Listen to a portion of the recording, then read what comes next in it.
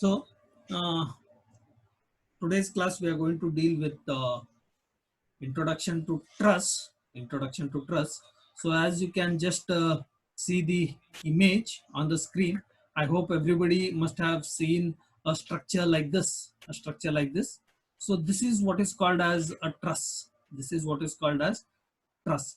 Now this truss is being made, or it is being it is a result of assembling of the members.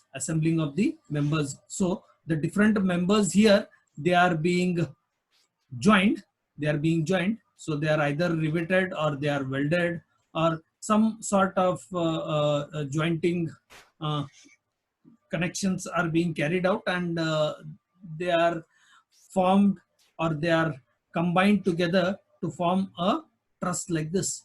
Now in this diagram, wherever you see the patches, white patches you see, those are called as joints. Those are called as joints. Okay, so these are the joints wherein the number of members come and meet, and they are actually joined together at these joints. So as I told you, at these they are joined either by welding or by riveting or bolting or any of the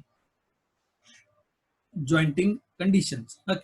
Now next, let us see what is the definition of this truss. So basically, plain truss, we deal only with the plain trusses. Now these plain trusses are the structures in which all the members are lying in a single plane. In the sense, they are coplanar. They are coplanar. So all the members which are joined together, they lie in a single plane, and hence they are called as plain trusses. Plain trusses. Now these plain trusses, they are made of several bars or members which are either connected by riveting or welding to form a rigid formwork.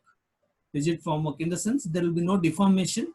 There will be no deformation which will be taking place, and hence they have used the word rigid formwork. Rigid formwork, and they also support stationary loads or moving loads. Stationary loads or moving loads. That is, stationary loads in the sense they are the dead loads. Moving loads in the sense they are the external forces which are acting on the truss. So basically, these trusses are made up of bars or members which are joined together either by riveting or bolting or welding, and they are supporting both stationary loads as well as moving loads. Now next, individual member of the truss, that is each member of the truss is subjected to either tension or compression. Means the member is subjected to either of two force system, that is either tension or compression, and these forces which are acting in the members, they act only at the joints. They are not going to act anywhere else. So these are the four important points which are to be kept in mind.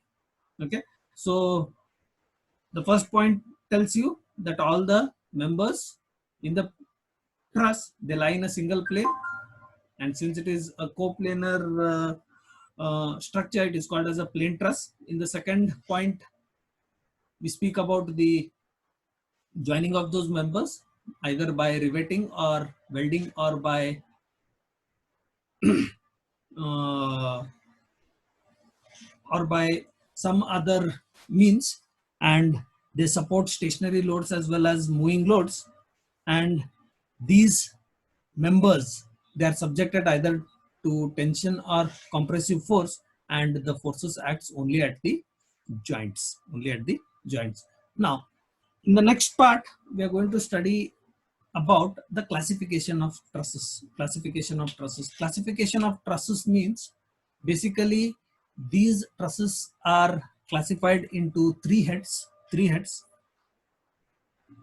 The main classification is based on the number of members and the number of joints. So based on number of members and number of joints, you differentiate or you classify the trusses. Okay, so the first one is a rigid truss or a perfect truss. Okay, in which the number of members are sufficient to resist the external loads, and in which deformation is very small. So the relationship between the members and the joints, in this case, they are given by m is equal to 2j minus 3. So this equation is very, very important. That is, m is equal to 2j minus 3, where m indicates number of members and j indicates number of joints. Now, in this perfect truss, your number of members will be equal to 2j minus 3. So we have a simple example here, wherein you can find that you have 1, 2, 3, 4 joints, and if you happen to count the number of members, so you have 1, 2, 3, 4, and 5 members.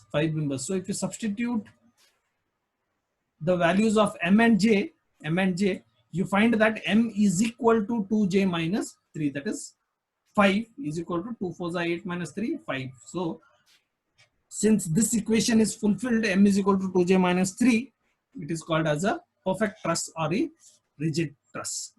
So this is the analytical definition, whereas the theoretical definition states that all the members in this truss, they are sufficient to take up the external loads, and the deformation here will be very, very small. So hence it is called as a perfect truss. Coming to the next classification, you have non-rigid truss or deficient truss, what you call deficient truss. So a non-rigid truss is the one in which the number of members, they are less than that of required for the perfect truss. So the members here in this truss, they are less than that of required, okay, and in this case the relationship between the members and the number of joints, they are given by the members are less than 2j minus 3, So you have a simple example here. So here in this frame or in this type of truss, you see that again you have 4 joints, whereas members also you have only 4. Now you have, after having only 4 members, so if you just substitute the values of m and j in this equation, you find that 4 is less than 2 into 4 minus 3, that is number of joints. 2 4 8 minus 3 is 5. So basically a deficient truss is a truss wherein the members are less than that of required in case when compared to that of perfect truss. So this is the second definition. Or second classification of truss. Finally, the third one is over rigid or redundant truss. Now, this third type of truss is a truss wherein you have members more than that of required. Okay, and hence the relationship between the members and the joints, they are given by m is more than 2j minus 3, because members available are more than that of required. So diagram which shows a redundant frame wherein you have 4 joints, and you have 6 members here. So members are 6, which is more than 2j, that is 2 4 8 minus 3 is 5. So in this equation, you find that n is greater than 2j minus 3. So basically classification of trusses, you're supposed to write both with respect to definition as well as with respect to the analytical representation, that is by showing the equation. So first one is the perfect truss wherein m is equal to 2j minus 3. The second one is deficient where m is less than 2j minus 3. The third one is rigid or over rigid or redundant where m is more than 2j minus 3. So this is about the classification of trusses. The next slide, we go on to study what are the assumptions which are made while analyzing these trusses.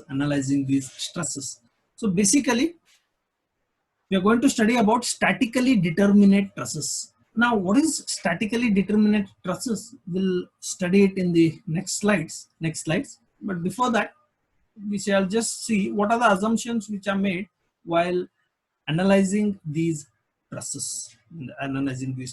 So the first assumption is the member of trusses are straight. So all the members which are forming a truss, they are straight.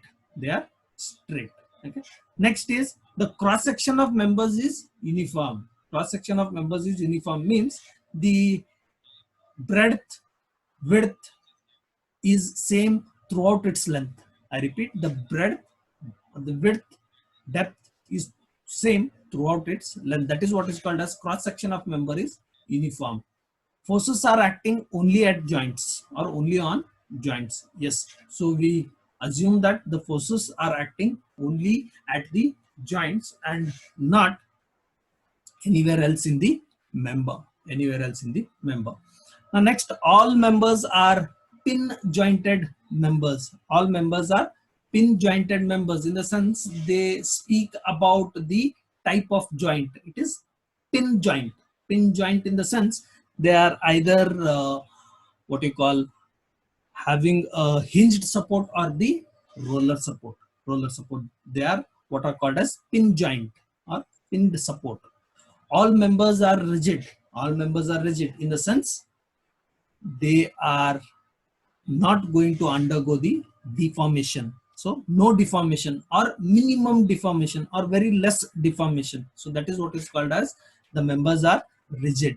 And finally, the last one, all the members of the trusses are two force members. In the sense only two forces will be acting on the members, which will either be tension force or the compression force.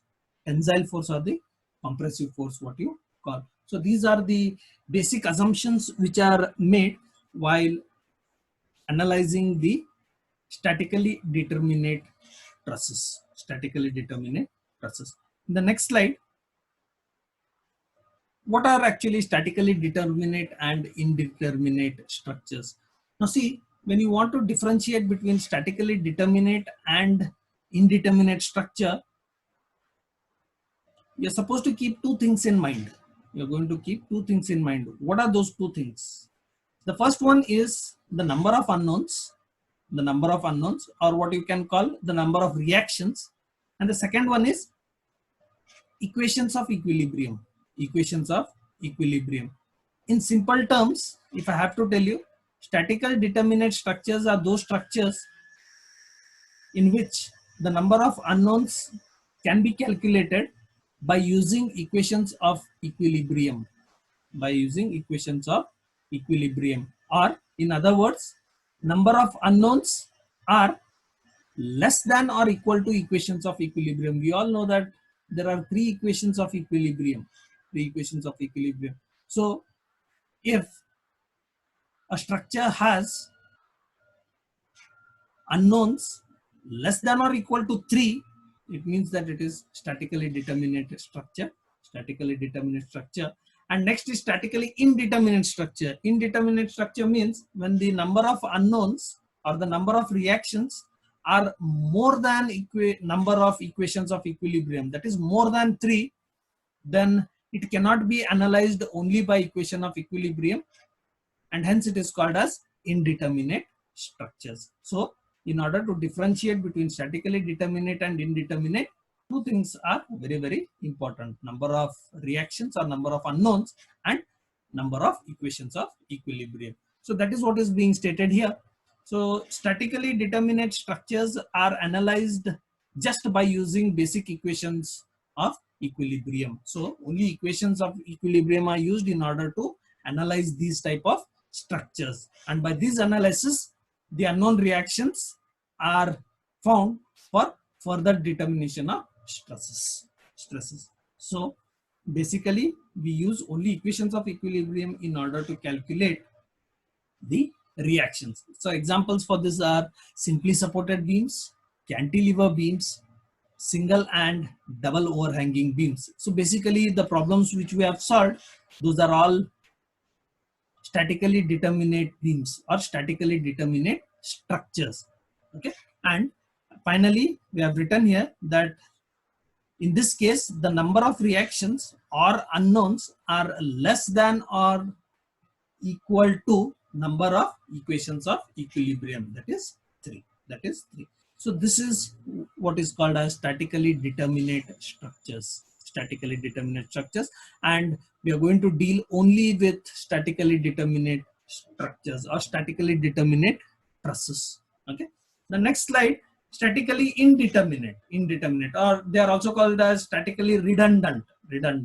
So basically these are the structures which cannot be analyzed by basic equations of equilibrium alone, but along with these equations, some extra conditions are also required in order to calculate the reactions. Okay. So examples, some simple examples for these are fixed beams, continuous beams, fixed arches, two hinged arches, portals, multi-storied frames, and etc. So these are some of the examples for statically indeterminate beams. Statically indeterminate beams. Okay, and in this, number of reactions or unknowns, they are more than number of equations of equilibrium. That is 3. That is 3. So this is what is called as statically indeterminate structures. Statically indeterminate structures. Now, the next slide, analysis. Now, all these slides we discussed about analyzing the statically determinate structures. Okay, so analyzing of statically determinate trusses means what? It is calculation of unknowns or calculations of reactions. Along with those, we also calculate the member forces. That is what is called as analysis of statically determinate structures. Now, we have basically two methods so as to analyze the trusses. Okay. Now, which are those two methods? One is method of joints, and the other one is method of section. Okay. Now, what are method of joints? Method of joints means, in this case, analysis of truss, it mainly consists of calculation of support reactions and determination of internal forces which are induced in the internal members of the truss. Means, in this method, you are going to calculate the support reactions, and also you are going to calculate what are the internal stresses which are developed in the members. Now, for this, the method of joints or joint method is a method in which equilibrium of individual joints are considered, and it is useful in finding the forces in all the members of the truss. So basically what you do is, you take up each joint at a time, okay, and then you calculate the stresses which are developed in the members which actually come and join to that point. So basically, in method of joints, the first thing is we calculate the support reactions, and also we calculate the member forces or the stresses which are developed in the members. And how do we do this? This is being done by taking each joint at a time, thereby calculating the number of unknown reactions along with the stresses which are developed in the members. Okay, you will understand it in a much better way when we solve problems, on this. Now, the next method which we use is method of section. Now, in this method, what we do is, a section line is drawn through the members in which the internal forces needs to be calculated. So this method is suitable when it is necessary to find forces included in few or selected members of the truss. In the sense, in method of joints, what we do is basically we calculate the forces in almost all the members of the truss, by taking each joint at a time. Now, in case in a truss, I do not want the member forces of all the members, or I do not want the internal stresses in all the members. I want only in some of the members. That time what we do is, we go in for method of section, wherein we will draw a section such that the section will cut those members of which you want the internal stresses. You want the internal stresses. So basically, it is just like take what you want. Take what you want. Okay. Yes. So this is what is called as method of section. Or if I have to tell you in a much understanding way, it is just like method of joints is taking a whole of thali lunch, whereas method of section is just ordering what you want. Just ordering what you want. Okay. Now, in the next slide, what are points to be remembered while analyzing these stresses by different methods? Different methods. So the first one is method of joints. Method of joints. So remember, in method of joints, we are going to take each joint at a time, and we are going to solve for reactions as well as member forces. Member forces. Okay. Yes. So in this method, what we do is we first check whether the given truss is statically determinate or indeterminate. Okay. So first you're supposed to check whether the truss is statically determinate or indeterminate. That is by comparing number of unknowns along with equations of equilibrium. Equations of equilibrium. The second point is calculate the support reactions by considering the equilibrium of entire truss, or by considering the equations of equilibrium. So you're supposed to calculate the support reactions based on the type of support which is being given to the truss. Which is being given to the truss.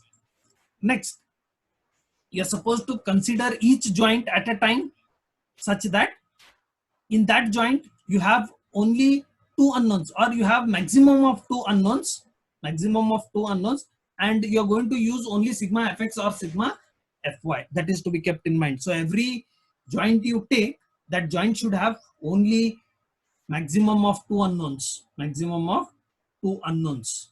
Okay. If you have more than two unknowns, go for another joint. Go for another joint. Next, what is the next assumption? Initially assume that all the members which are considered, they are in tension.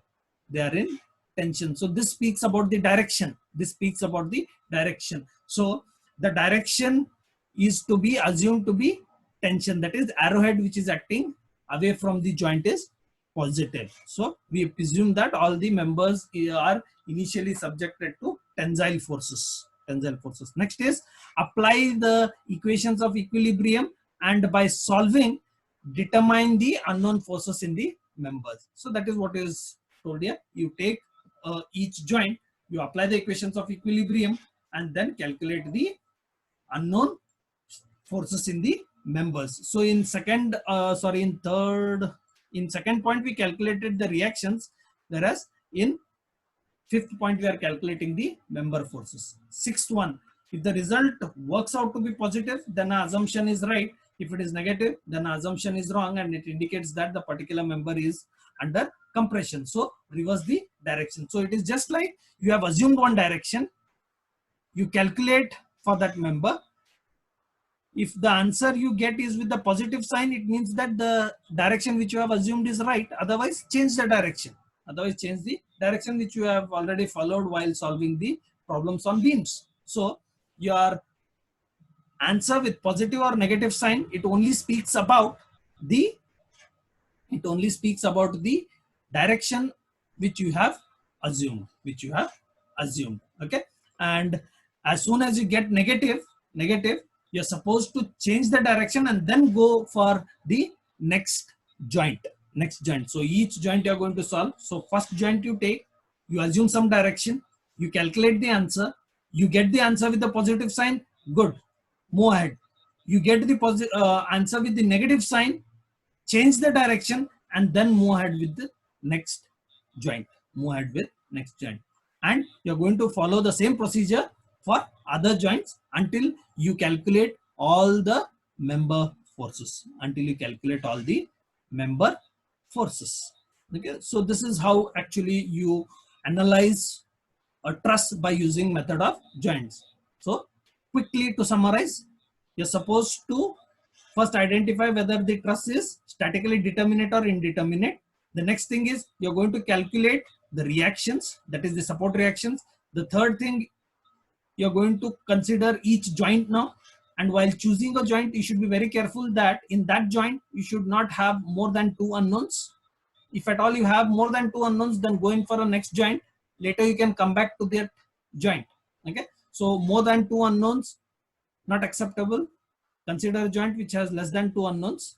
Next is assumption of direction. Assumption of direction. Initially assume all the forces which are acting away from the joint, or what you call away from the point of intersection. Okay. Later calculate it. Once you get the answer, if your answer is with positive sign, it means that the direction which you have assumed is right. If it is with negative sign, it means that the direction is to be reversed. You're supposed to reverse it first and then go with the next joint. Okay. Now the last final point is you're going to follow the same procedure for all the joints.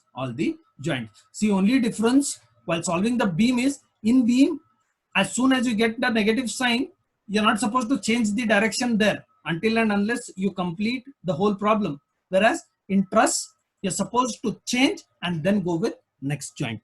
The next, you have method of sections. So a section line should be complete. In the sense, you're going to draw a section. Such that a line cuts all the members of which you want the stresses. Okay. The section line should pass through the members but not through the joints. So this is one more point which is to be kept in mind, that the section should always cut only the members. It is not supposed to cut the joints. Next, the section line can pass through maximum of 3 members. And the reason is you have only 3 conditions of equilibrium. Okay. So the section line which you cut, it should cut a maximum of 3 members at a time. Now in case if you want 4 member forces, that time you should cut 2 sections. You cannot cut all the 4 members with only 1 section. No, each line which you cut should cut a maximum of only 3 members. Okay. Now, so the section line can pass through 4 members in situations where 3 members are meeting at a common point. So if it has to pass through 4 members, then 3 of those 4 should pass through a single point. Then it can cut 4 members, not otherwise. Fifth one, the moment equation of equilibrium can be applied about a point which may be beyond the portion under the consideration. So you suppose it speaks about the moment center. So moment center can be a point which is beyond the portion which is under consideration. So whichever portion you are considering. So once I cut a section, I'll have 2 sections, either left or right of the line. So it should be to the further end of section which you are considering. So it all depends on you whether you are going to consider the left of the section or you are going to consider the right of the section.